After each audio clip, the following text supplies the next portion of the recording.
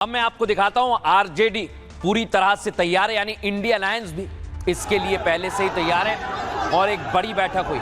दावा किया जा रहा है कि पूरा समीकरण बैठक में तय किया जा रहा है और लालू यादव ने कमान अपने हाथ में ले ली है। अगली तस्वीर दिखाइए, ये देखिए आप। इसी का नतीजा है कि पूर्व सांसद भी आरजेडी में शामिल हो गए। इसका सीधा मतलब आप ये समझिए कि आरजेडी अपनी ताकत को और ज्यादा बढ़ा रही है। अगली तस्वीर दिखाइए, इधर ताकत को बढ़ा रहे हैं, उधर कार्यकर्ता नाराज हो गए क्योंकि टिकट को लेकर अलग अलग कार्यकर्ता अलग अलग क्षेत्र से पहुंच रहे हैं और आज हंगामा भी हुआ है।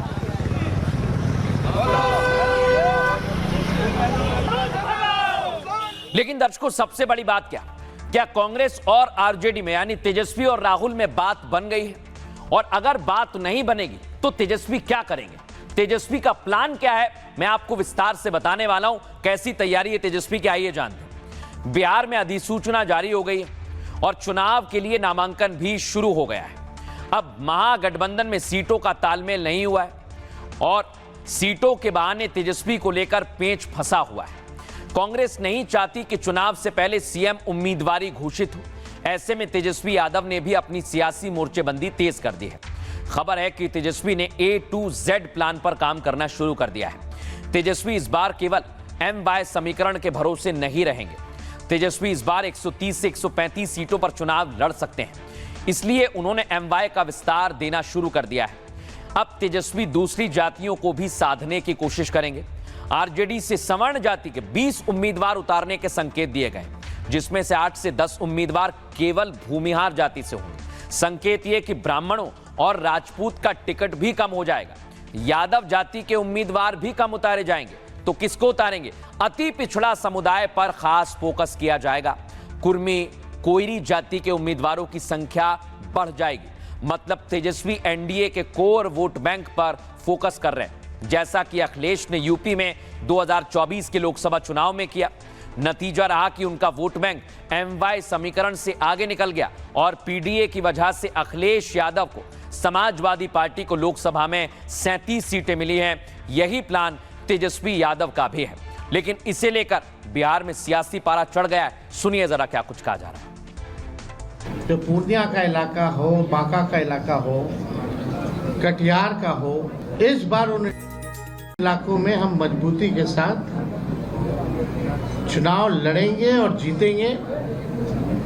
और ये शुभ संकेत है कि आने वाले आगामी चुनाव यानी 14 नवंबर के बाद जो 14 नवंबर को जो रिजल्ट आएगा वो महागठबंधन के पक्ष में आएगा। रोजगार की बात हो सकती है, नौकरी इतना कहाँ से होगा, लेकिन रोजगार देने की तो क्षमता है ही है। कांग्रेस तो सब जगह रोजगार देती ही है। हम तो चाहते हैं अत्यंत पिछड़ी जाति पूरा का पूरा कांग्रेस, ST SC सब कांग्रेस उसकी बात कर रहा है। तो हम तो कांग्रेस का एजेंडा ही है अत्यंत पिछड़ी जाति OBC। हर बिहारी इस बार बदलाव चाहता है। सीट 243 है, उसी में गठबंधन भी करनी है, उसी में टिकट बंटवारे भी करनी है। इसलिए सारी चीज़ों के लिए राष्ट्रीय अध्यक्ष जी को अधिकृत करते हुए सब लोगों ने प्रतिज्ञाबद्ध होकर करके अपने काम को अंजाम तक पहुंचाने के लिए संकल्पित भी हुए। अब मैं आपको दिखाता हूं, बिहार चुनाव में बड़े बड़े सुपरस्टार मैदान में आ गए, लेकिन उनकी मुश्किल बढ़ती जा रही है। जिसमें सबसे पहला नाम है पवन सिंह, क्योंकि उनकी पत्नी ने कई गंभीर आरोप उन पर लगा दिए। अगली तस्वीर दिखाइए, पवन सिंह दावा कर रहे हैं कि उन्हें टिकट मिलेगा। एनडीए के बड़े बड़े नेताओं से मुलाकात हो रही है और इस मुलाकात की तस्वीर से ऐसा लिखता है कि पवन सिंह का टिकट लगभग पक्का है। लेकिन उनकी मुश्किल कौन बढ़ा रहा है, आइए जरा मैं आपको दिखाता हूं। उनकी पत्नी से विवाद हुआ।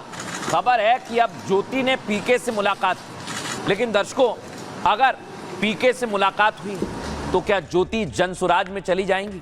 क्या वहां से पवन सिंह की मुश्किल बढ़ाएंगी? क्योंकि बिहार में माहौल बहुत ज्यादा गर्मा गया है। भोजपुरी अभिनेता पवन सिंह पिछले दिनों से विवादों में है। सबसे ज्यादा विवाद पत्नी ज्योति सिंह से रिश्ते को लेकर है। ज्योति सिंह ने अभिनेता पवन सिंह पर कई गंभीर आरोप लगा दिए। वो सब कहा जो किसी पत्नी को अपने पति के बारे में पब्लिक में नहीं कहना चाहिए। तब पवन सिंह ने भी मीडिया में कह दिया कि ज्योति सिंह चुनाव लड़ना चाहती हैं और इसलिए वो घरेलू विवाद को पब्लिक कर रही हैं। लेकिन अब तस्वीर साफ होने लगी है दर्शकों। पवन सिंह के आरोप सही साबित हो रहे हैं। ज्योति सिंह ने आज प्रशांत किशोर से मुलाकात की, देखी दोनों खड़े हुए हैं बगल में और प्रशांत किशोर और ज्योति के बीच 20 मिनट बंद कमरे में बातचीत हुई, लेकिन बाहर निकले तो दोनों ने देश की जनता को गोलमोल घुमाने की कोशिश की। देखिए, यहाँ पे मैं चुनाव लड़ने के लिए या फिर टिकट के लिए नहीं आई थी। मेरे साथ जो हुआ है, यहाँ पे मेरे साथ जो अन्याय हुआ है वो किसी और महिलाओं के साथ ना हो। कोई और महिला जो मैंने झेला है वो कोई और महिला ना झेले, क्योंकि आए दिन ये महिलाओं के साथ होते रहे। मैं उन तमाम महिलाओं की आवाज बनना चाहती हूँ जिसके साथ ये अन्याय हो रहा है, आज की डेट में ये अन्याय किया जा रहा है। बस इसीलिए मैं प्रशांत भैया से मिलने आई थी। मैं चाहती हूँ नहीं, मैं यहाँ पे चुनाव की कोई बात ही नहीं है, यहाँ पे चुनाव को लेकर कोई बात नहीं हुई है और न ही टिकट की कोई बात हुई है। सबसे पहले तो इन्होंने चुनाव लड़ने की कोई बात नहीं करी है। चुनाव लड़ना, टिकट पाना, मुझे ऐसा जो बातचीत से लगा ये उनका उद्देश्य नहीं है और उसको लेकर कोई बातचीत नहीं हो रही। लग रहा है कि इनके साथ बहुत बड़ा अन्याय हो रहा है। आपको या आपके साथियों को अगर कोई डर लग रहा है तो आप बिल्कुल जानिए कि जनसुराज पूरी तरीके से आपके साथ खड़ा रहेगा। अब दर्शकों, ऐसे में यह समझना बड़ा मुश्किल है, लेकिन इतना भी नहीं कि पारिवारिक विवाद के पीछे पीके क्या कर रहे हैं, पीके का क्या लेना देना है। आप सोचिए जरा, जो विवाद परिवार, समाज और कोर्ट में सुलझाया जाना चाहिए था, उसमें प्रशांत किशोर क्या कर रहे हैं, कौन सी भूमिका है। इसलिए सवाल ये कि आखिर क्या ज्योति सिंह चुनाव लड़ना चाहती हैं तो कहां से लड़ेंगी, और अगर चुनाव लड़ेंगी तो फिर पीके और ज्योति दोनों छिपा क्यों रहे हैं। यानी एक तरफ पीके मंझे हुए राजनेता की तरह अपनी सियासी चाल चल रहे हैं, तो दूसरी ओर असद उद्दीन ओवैसी भी चुनाव के हालात से डर गए। दरअसल सीमांचल में ओवैसी ने पूरी ताकत झोंक दी है। दर्शक, मैंने आपको दिखाया था, और पिछली बार उन्हें 5 सीटें मिली थी, लेकिन बाद में लालू यादव की पार्टी ने तोड़ लिया था उनके विधायकों को। 5 में से 4 विधायक लालू के साथ चले गए। अब ओवैसी संभावित उम्मीदवारों को कसम खिलवा रहे हैं, अल्लाह की कसम, जीतने के बाद पार्टी नहीं छोड़ोगे। सुनिए। मैं अब्दुल्ला सालिम कासमी अल्लाह रब्बुल इज़्ज़त को हाजिर व नाजिर जानकर 2 गवाहों की मौजूदगी में पूरे यकीन के साथ बखुशी व राज़ी ये हलफ उठाता हूँ कि पूरी ईमानदारी, दयानत और मेहनत के साथ इलेक्शन लड़ूंगा, पार्टी के साथ वफा करूंगा और जीत गया तो किसी भी हाल में दगा नहीं करूंगा, किसी दूसरी पार्टी से जाकर नहीं मिलूंगा। सुना, यही है चुनाव। इस बीच तेजस्वी यादव सियासी दलों के निशाने पर आ गए। तेजस्वी ने बिहार में हर परिवार को कहा कि भैया हम तो सरकारी नौकरी दे देंगे। ऐसे में 3.25 करोड़ लोगों को सरकारी रोजगार देने की जरूरत पड़ेगी।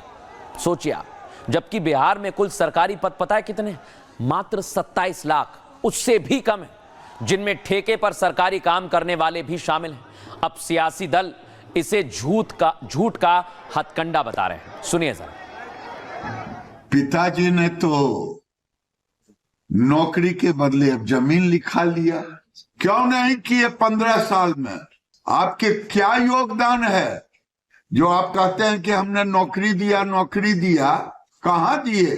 झूठ के सिवा कुछ नहीं, ये डपोर संख। 18 साल में जो काम नहीं कर पाए, कह रहे कि 18 महीना में कर देंगे। बिहार की जनता इतनी मूर्ख नहीं है, काठ की हांडी बार बार नहीं चढ़ाई जाती है।